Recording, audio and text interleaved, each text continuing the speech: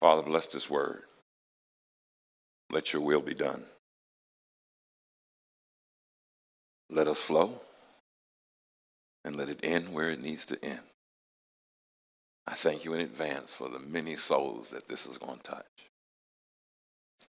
I thank you for helping me to get my footing back in you, the church to get their footing, the ministers to start getting on board. Lord, I thank you for Ed and the fire that has returned to him. I thank you, Lord, he broke some strongholds. I feel like I got not a team member, but a team leader. I've always admired him from the moment I met him in the parking lot. Thank you for him, God. I thank you for Taya, them representing and going through what they went through. Now, Lord, as we start this journey, at 51, I'm a wiser man now. So let me say something and be expedient with it, and let the deliverance come.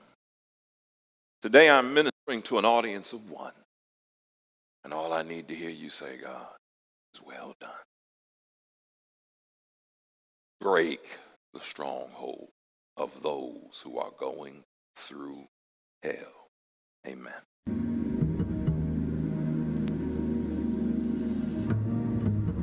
I began to understand in our relationships there were spirits. And Jill and I were going at each other. But what we didn't know is that there were spirits that were invading our home, invading our conversations. But not only were they spirits, it had something to do with us. And that most of us are not aware, like that man is not aware, that these spirits do whatever they can to attach themselves to your soul and cause you to move not in the spirit of God, but in the spirit of witchcraft, manipulation. So when I say contempt, when I say defensiveness, when I say stonewalling, when I say critical spirit, the person who has a propensity to see faults, you fail to understand it's these spirits that have become your friends. And they lurk around seeing who they can involve. They lurk around your children. This ain't just two angry people in love. This is two angry mothers and sons. Whoever you are, you got to know there's something spiritual going down. And his goal is to destroy you. That Jezebel spirit causes you to give in.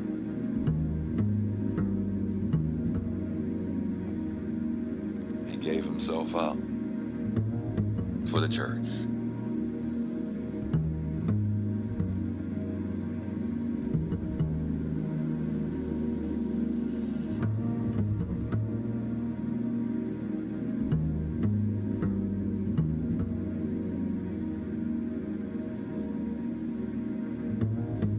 Say witchcraft is like the sin of rebellion.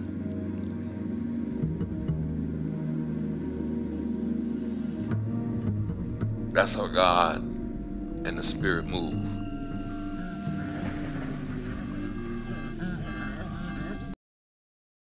There's a woman named Dr. Burke. She has a very popular video on TED Talks. It's a black woman. And at a time in my life where I needed to hear something, she blessed me tremendously. I have the transcript from her speech, and I'm just going to take a couple of excerpts. And I'll just tell you, she noticed that exposure that dramatically increased the risk of 7 out of 10 of the leading causes of death in the United States. And she was saying a child or a person who is exposed to 7 out of 10 of these things has a high likelihood of catching a disease. Why did it bless me? Because I understood that disease comes from stress. There's a book called None of These Diseases. And in that book, he explains how, when you are bitter, what is on your mind is the person. When you go to eat dinner, you're eating bitter. When you go to make love, you're being bitter. When you go to talk to your family, you're being bitter because you always bring this energy with you. So, threats that are so severe or pervasive, they literally get under our skin and change our physiologically. Things like abuse or neglect or growing up with a parent who struggles with mental illness or substance dependence. She was, like many other people, was labeling these people as ADHD.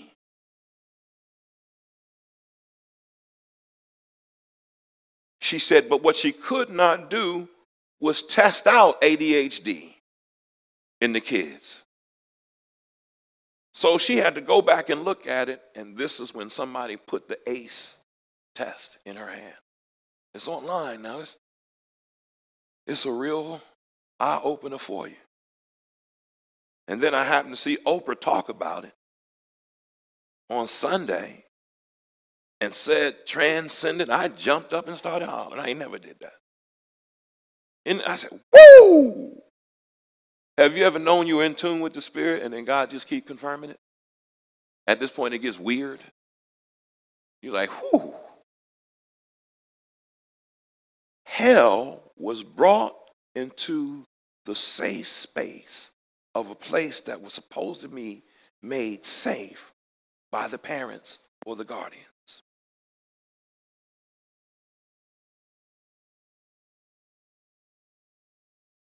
ACE stands for Adverse Childhood Experiences.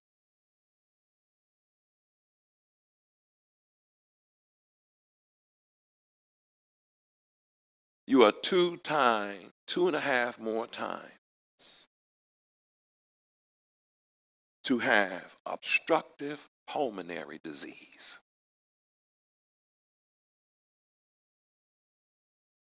That of someone with an ACE score of 0. Did y'all hear me? Anybody who scores 4 or more, their health risks go up. I couldn't understand why my doctors was asking me. Because I went to a therapist to figure out what was going on, a medical therapist. He said, what kind of stress have you been under in the last year?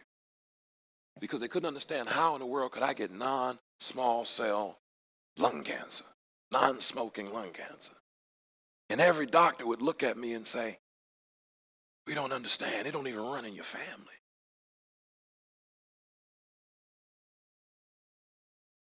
I know I was up under severe stress. Years. Ain't blaming nobody. Sometimes you're under stress because your trauma and what you was taught to stay in. If you looked at my phone logs from 2011, 2010, 2009, I was trying to be everything to everybody because my ego needed to be fed. Are y'all hearing me? I went back and researched this. It was true. So this time around, I said, I can't have no stress. I got to change me.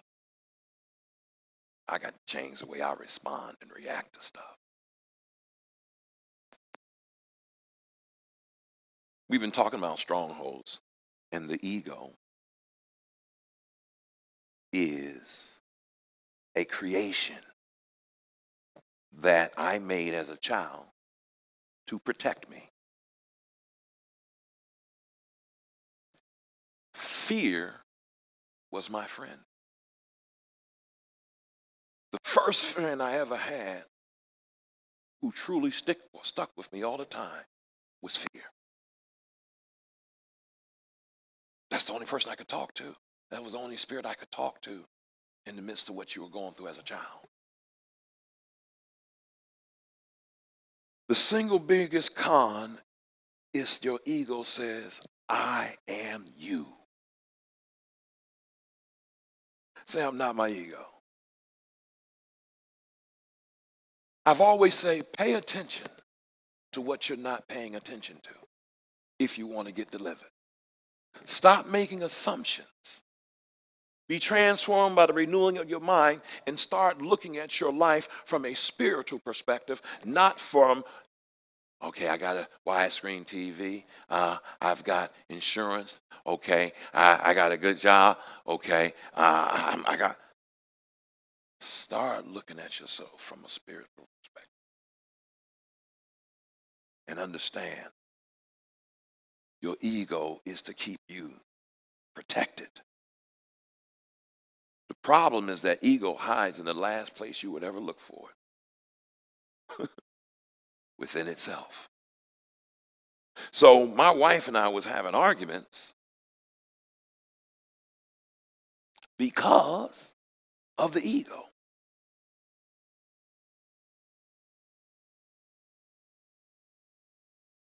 I'm going to play the next scene. Listen. I have never looked at this until today, an hour before I came here. Because guess what? As strong and powerful as I am, I also got my own insecurities that God has helped me deal with. And so I realized in the last few months why I wouldn't look at any video.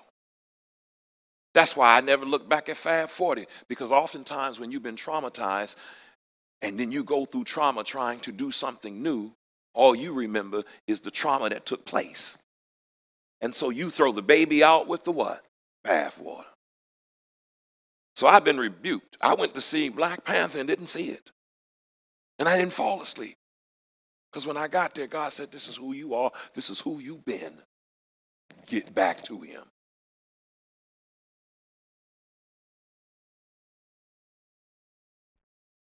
When I said I do, I had no idea what I was saying yes to. I thought you become happy, you fall in love, you're inseparable, you get married, you have children, and you live life happily ever after. When I took the vows, I understood the for better part, but I was not prepared for the worse. After I said I do, it was like there was an all-out war in my house. Our house was being fought for. We were going back and forth. In fact, it was a war of our souls.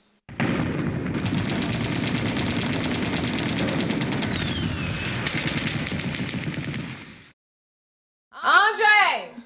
What? Hey, the trash smells. Would you please come take the trash out?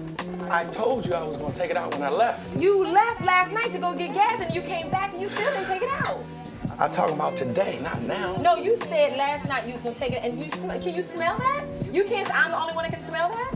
You know what? I'm going to take the trash out. Let's take it out. Listen, but you don't have to be running your mouth every time you ask me to do. Just take it out so I won't have to. The trash can is right down the street. You could have went there yourself.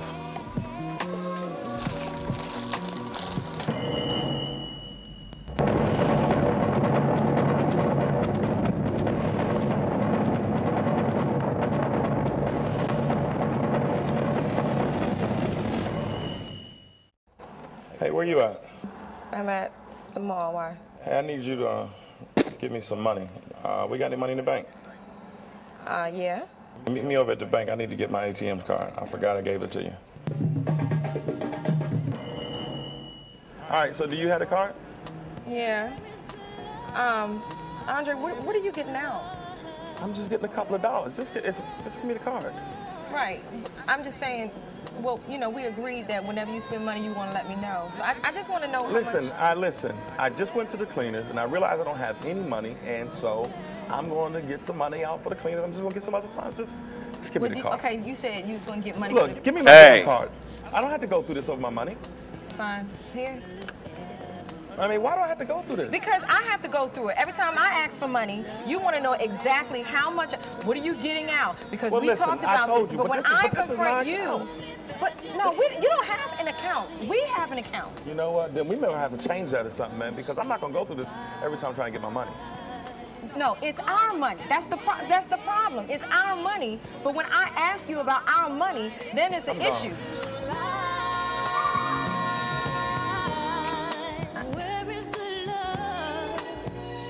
That was almost not like a reenactment. Come on. My ego was ruining my life. You don't have a marriage problem. You have a you problem. And when you have this you problem, you can't see it because it's invisible. Most of us believe we're in a relationship, but most of us are in trauma relationships. And when we enter into a trauma relationship, we love, but it ain't love in the light. It's dark love. It's a codependency love. It's an envious love. It's a jealous love. It's a fits of rage love. It's a sneak tipper, get you back on the slide love. It's all ego. Children from toxic environments are almost guaranteed to repeat the problems in their adult childhood as adults. I had no idea what I was saying yes to. I thought you become happy. The pursuit of the American dream plus an oppressive society equals major stress with little time to live. When you grow up oppressed, you spend more time surviving than living. We got any money in the bank? This is why most of us don't have time for hiking and rock climbing, because we never had time for it before. Y'all ain't listening to me. Yeah, you are. I know you are. And so I'm going to get some money out for the cleaners. I'm just going to get some other funds. Just give me the card. Plus pressure to explode. Plus black rage. Underlining bitterness. So let me try this. The pursuit of the American dream plus an oppressive society equals major stress and little time to live or give, I don't have to go through this over my money. which turns into pressure to explode. This thing that we feel as a people, this rage, I call it black rage. It's an underlining bitterness. Say this, over the rejection of my contribution, of my gift to this world. It's depressing to know that you are a champion, but you can't roll like one. Because your personal behavior, your choices, your strongholds always cause you to self-sabotage yourself. So then you end up projecting your anger on others. I know this sister. I'm just going to tell a story now. I think 10 years should be long enough. She went to go get her car out the shop. No, they had towed her car. And when they towed her car, she went into the place. You know, you got to go into one of these little danky joints that's got your car behind some car trailer, dusty, with dogs and chain link fences and all that stuff. So she went to get it, and she got in there. It was a black man. And she's like, I'm here to get my car. And he was like, well, ma'am, you know, we got this. No, I just want, and she went off on him. Then she ended up telling her friends were with her, which was a good friend. And she said, excuse me, excuse us. What are you doing? It's 6 o'clock in the morning. I got to go to work. And you got to go to work. I'm just saying, she said to her, listen. So then she went back in and she was fussing and the man said, hey, listen, I'm a Christian. You know, now that's when when people come irate, you're trying to say whatever to calm them down. His guards went further up. She told her, don't you say another word. Don't say another word. Let's get your car out of here so we can get out of here. I'm bringing that up is because when you've been hurt by men and you've had unresolved issues, there's a seething underlying anger that stays with you. You love him. You love her. You love your child. But you got an underlying grievance with anybody that shows happiness or freedom. So growing up in a place with random angry outbursts towards the one you love equals black angry parents. Random outbursts can be shut down, criticisms, you name it, but you live in a toxic environment.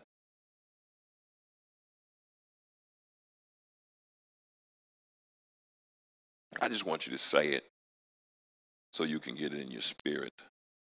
Black angry parents teach their children that anger is to be seen but not allowed.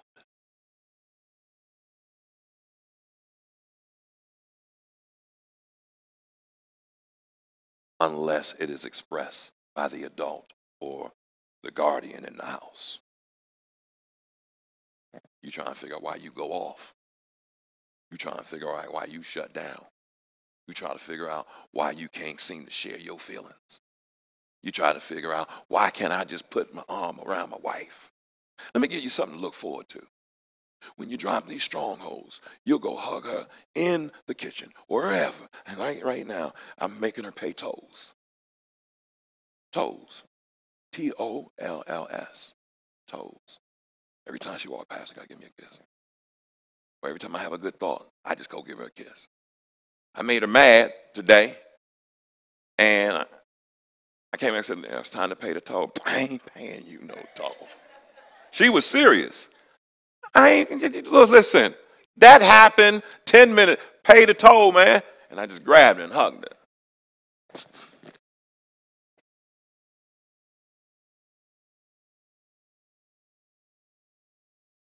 You let go of these strongholds, you're going to get to a level of intimacy you ain't never known you believe you could even exist.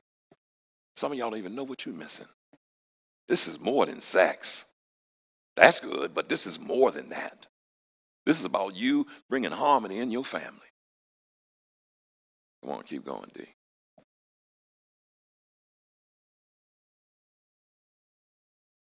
This is what I was going to have you do. Say this. Black angry parents teach their children that anger is not to be seen or allowed. They taught us a debilitating pattern of denial. This is why you can't see the truth when somebody's telling you the truth. And you can't hear the truth because you've lived in an environment that in order to survive, you had to deny all that mess was going on.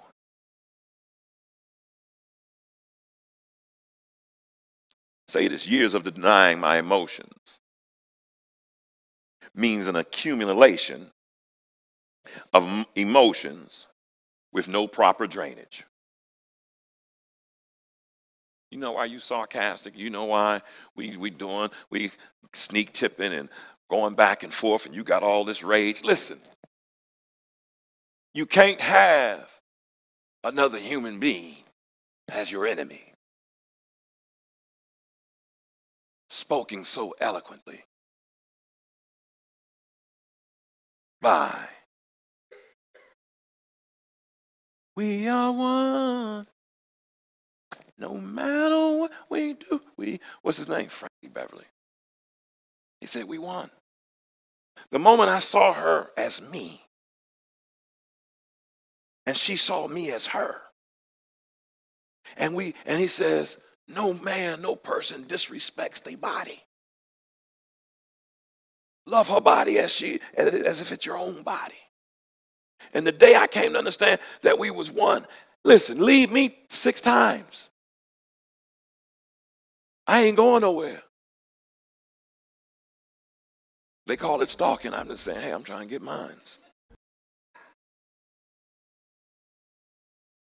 Y'all better get out of my face. Y'all about to make me upset. Your spirits are about to make me upset.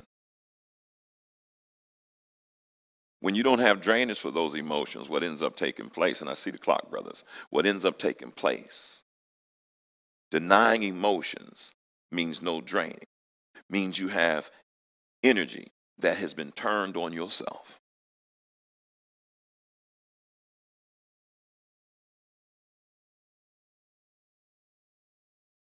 I had a brother I was discipling. There are things I have to take to my grave, although people did whatever they could to tarnish my name.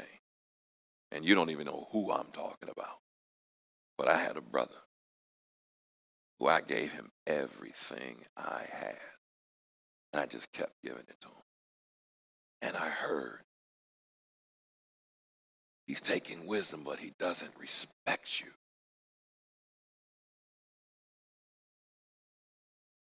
And this is why he's one way around you and another way around others.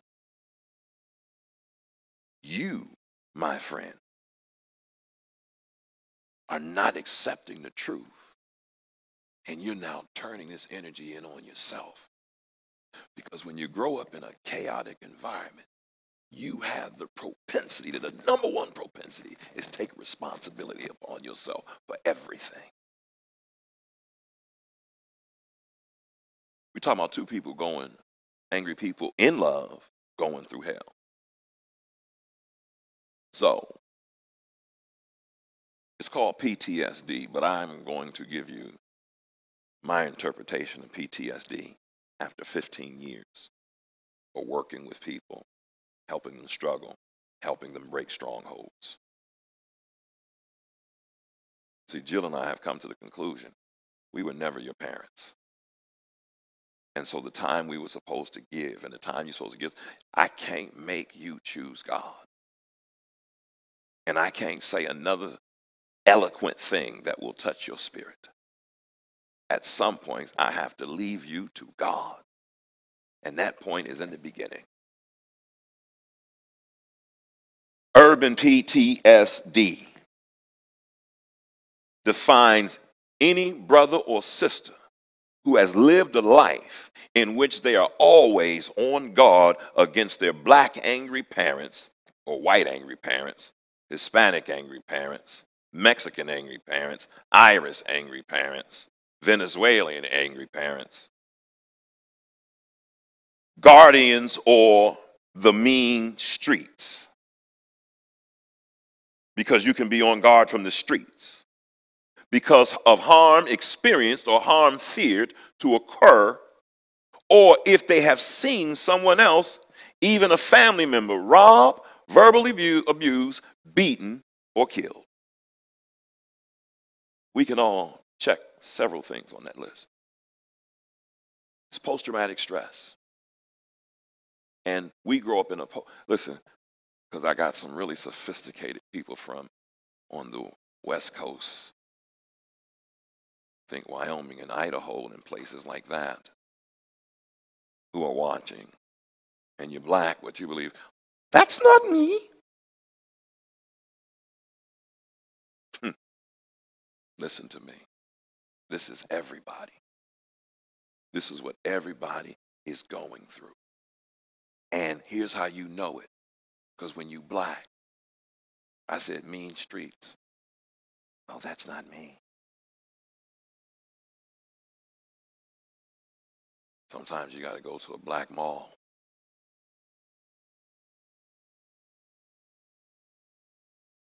You pull in the parking lot on alert. You just don't get out your car. You make sure you park your car strategically. If I'm saying the right thing, somebody say amen. You make sure before you can pull into the parking lot, let me get my stuff that's in the back and put it in the trunk. I just want to know, anybody out there, am I speaking to anybody? You prepare yourself when you go to a black establishment to get some shade. I went to a Chick-fil-A and they gave me some shade. I was culturally shocked. It ain't supposed to be like this. Because we grow up in stress. The day you accept, I grew up in the abnormal and it became normal, is the day you break free. We're almost there. When two people angry in love and they're going through hell, what Jill and I has found, what we have found out, and so that you know, we're getting ready to do all the conferences we do in terms of getting the love you need, the love, all that stuff. Beneath all the anger is hurt. Say that.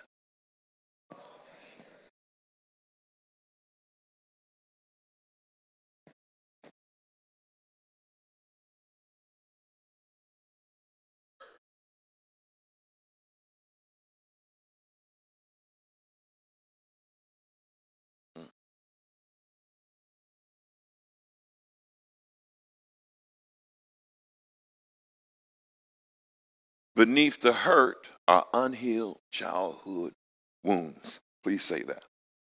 Beneath the hurt.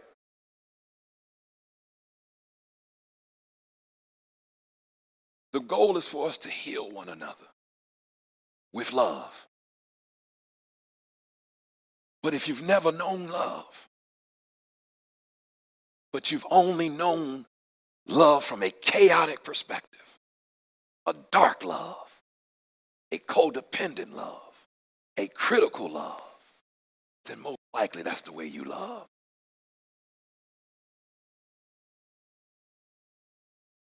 And that's why love becomes a war and not harmony. A war between your child, a war between your son, a war between your parents. Love becomes a war. Now I'm going to submit something to you. Start paying attention. I don't bit more care about a white man in the White House, a black man in the White House. I don't care about a Republican. I don't care about a Democrat. And I can get up here and say some stuff and end up getting a whole bunch of whatever those things they send out. Twits, what is it? Tweets, there you go. I was playing, y'all. I don't care. But what I can tell you is I've had the privilege of living through at least 4 presidents. And I don't care how heightened things were, except maybe Reagan a little bit, but it was on a high. There is a divisiveness that is in the air. And this divisiveness is not just in politics, it's in every TV show, it's a darkness that has landed on all of us. Because you can't look at a TV show, you can't read nothing without being overwhelmed, being offended, or having to go where you got to go. And everything is about arguing. Every TV show, from The View to I love ESPN. I like to look at ESPN, but sometimes that man get on my nerves. But he got to pay his rent. First take. I said, okay, how many times are we going to turn this subject around? I don't need to listen to another opinion. And then God says, Deron, you the dumb one. You looking at it. So you caught up in it too. I'm out. I quit the world. I quit the world.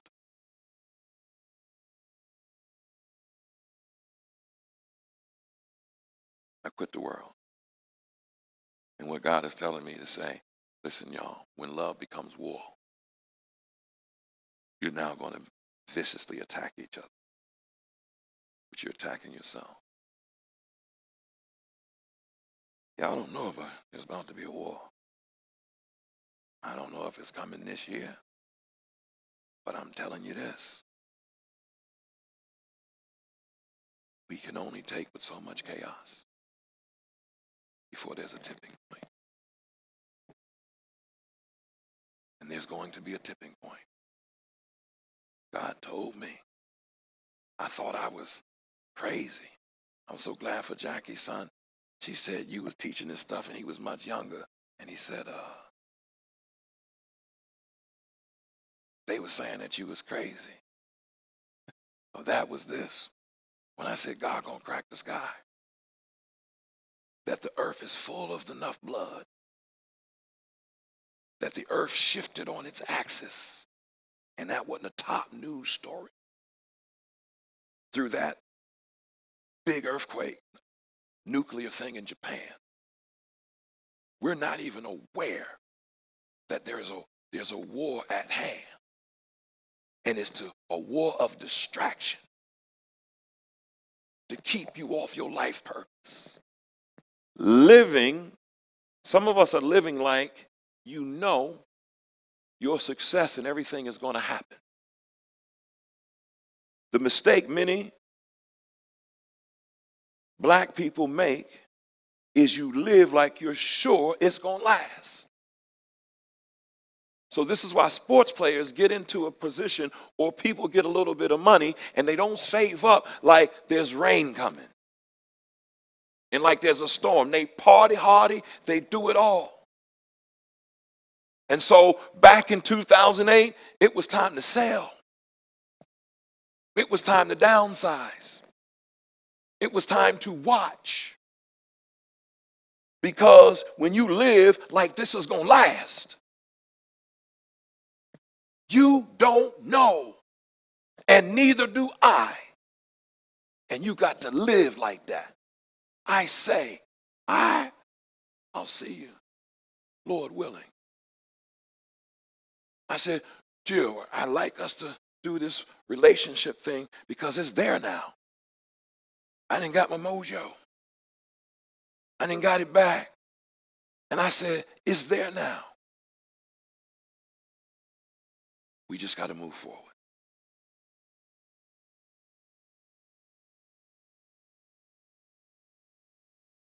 They spend their money from paycheck to paycheck in order to experience the life. They shine like a bright morning star. Then they burn out just as fast. Every 60 E60 story and every 30 for 30 story shows how black men come into riches. White men too, but the majority of them, and they lose it all. And then they're opening doors and doing little things. That's for somebody in here.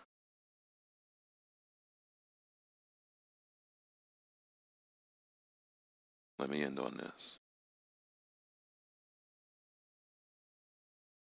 You don't have a marriage problem. You have a you problem.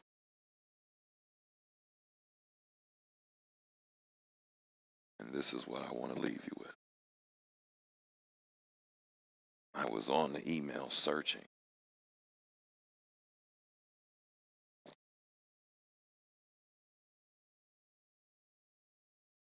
And I found this. To Annette Turner, October 21st, 2009. From Jill. The note. The death of a black woman. Please take time to read this. This is deep. Annette replies, And this message is dedicated to my mother-in-law, Annette, my family, my extended family, Jerry and Terry Turner, because they were all a part of this journey.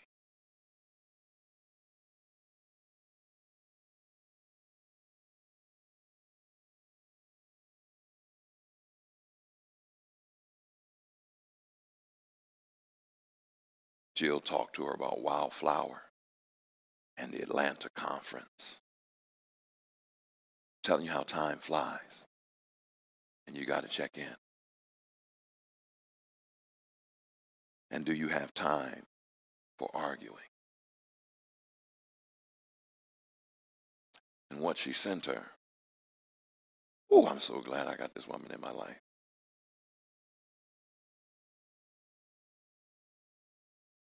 Death of a black woman. See, the brother, you got to understand her. So what we're getting ready to do is understand the intensity of a woman. Y'all got it? The death of a black woman while struggling with the reality of being human instead of a myth. A strong black woman passed away. Medical sources say she died of natural causes. But those who knew her know she died of being silent when she should have been screaming, smiling when she should have been raging, from being sick to not wanting anyone to know because her pain might be an inconvenience to them. She died from an overdose of other people clinging to her when she didn't have the energy herself. She died from loving men who didn't love themselves and could only offer her crippled reflection. She died from raising children alone. She died from the lies her grandmother told her mother and her mother told her about life, men, and racism. She died from being sexually abused as a child and having to take that truth everywhere she went, every day of her life. When you find out her life, you have to get into her. I'm giving the solution on how not to go through hell. Bring heaven into your mind. Bring compassion into your mind. Bring empathy into your space. Grow up, man. She married you. She hooked up with you. She's trying to get with you because she knows you have the strength to take her where she needs to go. But you disappoint her when you hit your stronghold, when you hit your obstacle, and you shut down and act like you got a period. It's time to be a man. It's time for all of the stop for the chattering, going back and forth. Just make a list of what she don't like about you and change it. Because when you start hearing from the woman, you're going to find out you've actually heard from God. Two angry people in love going through hell because heaven is not present. So you got to understand her journey. Let me get you to understand this, and I'm going to probably. Once my wife told me, one day we was laying, just talking. Now she had said this before, and I heard it. And I listened to it as a story. And then one day she told me, but by this time I had already decided to be into her because I didn't want a divorce, I wanted love. And when I listened and she said what she had to do with Talita and how she had to walk to the store by herself, holding Talita in a grocery bag, how she didn't get a ride, couldn't nobody get her for a ride, and there was rides there. When she told me how she had to live almost in an abandoned crack type house or a building with boards on the window in order to make it. When she told me that she was on public assistance Even now, it means more to me because when you learn to love, you get to hear the heart and have empathy. And so this proud woman who had a gift to give to the world was now working in a construction trailer, teaching herself how to read. Not read, but spell and understand sentencing scenes, and all these different things. I understood her struggle, and my heart melted.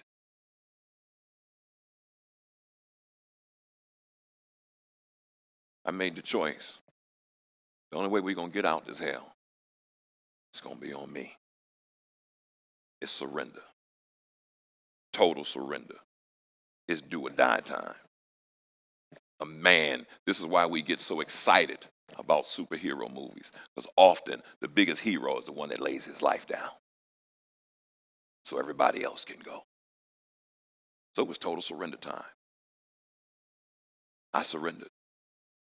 And I told her, if you don't change for the next 2 years, I ain't going nowhere. Because I remember the love.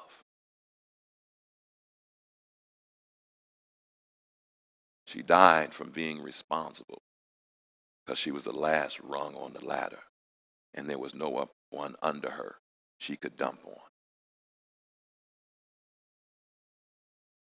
She died from being a mother at 15 and a grandmother at 30 and an ancestor at 45.